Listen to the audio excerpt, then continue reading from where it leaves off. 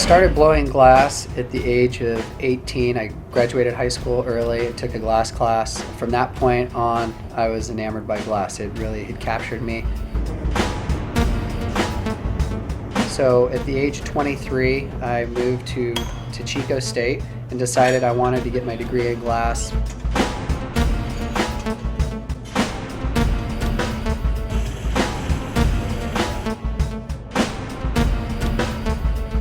After focusing with glass at Chico, I wanted to continue to develop my style, my career, and learn more about different ways of working with glass, the way different cultures approach glass as well.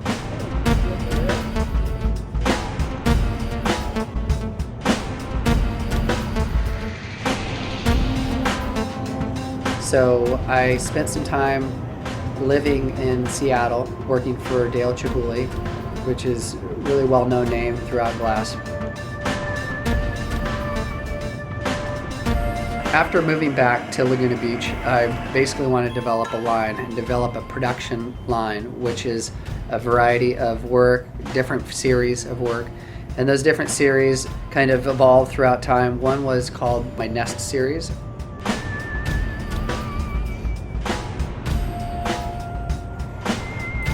Recently I've been doing it quite a bit in just clear using the crystal, and I'm taking multiple gathers of clear glass out of the furnace, winding it onto a bubble, which creates texture onto the surface of the piece. We'll at least take 10 gathers of fresh glass out of the furnace and continuously wind really fine threads of glass on the surface of the vessel.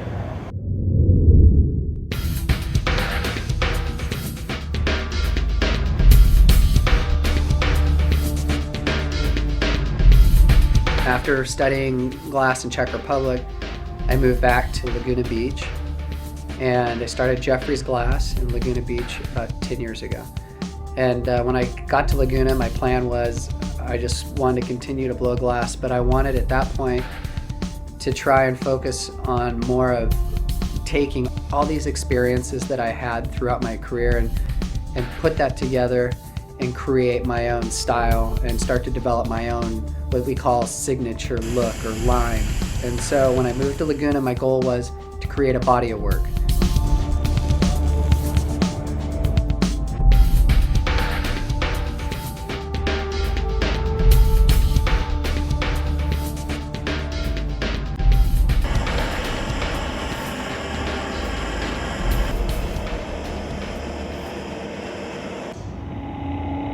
So another series that I work on is called the transparent series. And what I do with that is I use transparent color.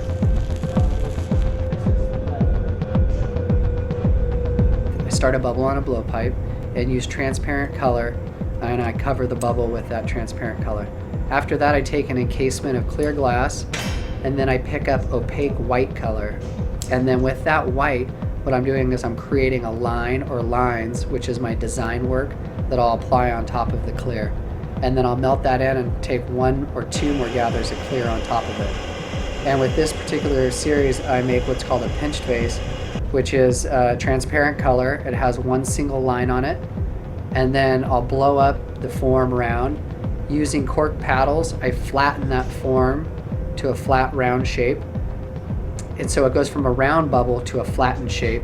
After I have that flattened shape, I heat the form up, and using a conical steel shaped tool, which is called a soffietta, from both sides of the bubble, I'm pushing in with equal pressure from both sides of the bubble while it's hot, creating a pinch on the interior of it.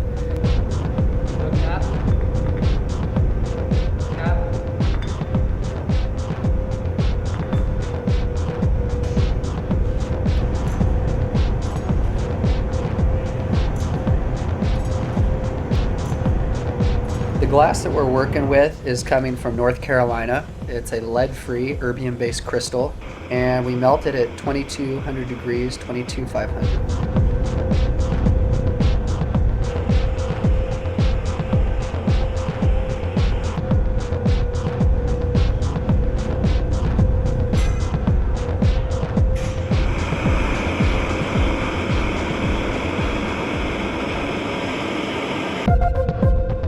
People People sometimes ask me what's the difference between my hand-blown glass and glass that's made in factories worldwide. The difference between the two is that the glass that I'm making and working with, each piece is hand-blown. Nothing that I'm working with is blown in, mass-produced into molds. And the factories, people will have one particular job. All they'll do is gather glass all day. They'll have to gather the first gather, and then a second person will gather the second gather, and then maybe the third person puts on a color application, and maybe the fourth person blows it into the mold. And that each one of those individuals, maybe they'll do that 400 times a day. They'll blow into that same mold, make the same form.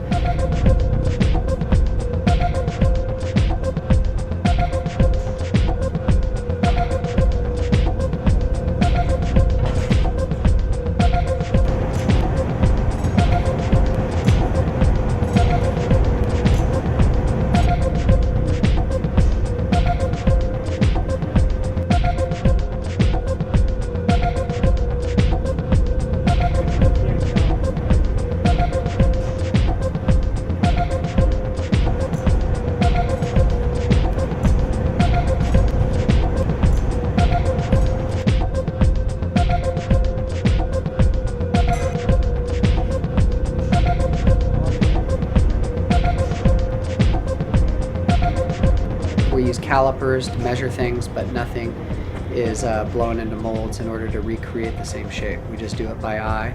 After the pieces are made, we're grinding and polishing the bases of each piece, so they're all high polished and they're all hand finished as well.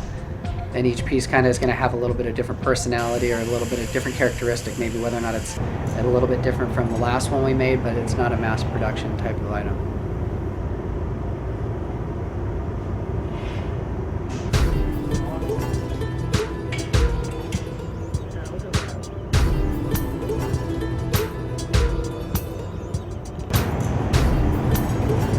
It takes a lifetime to master the craft of glass blowing. It's not something that you figure out overnight, and it's not something that you ever will, I think, master even in a lifetime.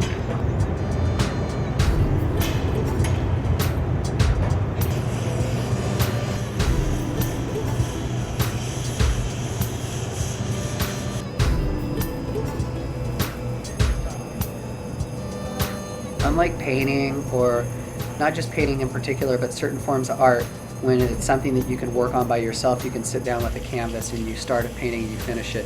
You usually don't have multiple people or elements going on in order to develop or produce, let's say, a painting or a certain form of art. But with glass blowing, we always work in teams, and we always have at least 1 to 2, maybe sometimes 3 different assistants working on one particular piece. So it takes a lot of teamwork and a lot of timing and a lot of understanding your assistant's knowledge and them understanding you and what you need at what particular time. So there's a lot of elements going on: the temperature that things are, color applications that they bring to you to apply to the piece, what temperature and what shape they need to be.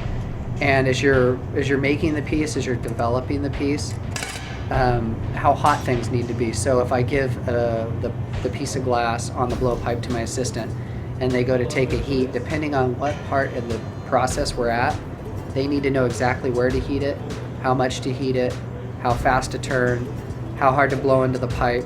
There's all these elements that are required without me having the time to tell them what to do. They just know kind of what to do and when to do it by having the experience of working with you, having the time spent endless hours with that particular artist and being able to anticipate your next move.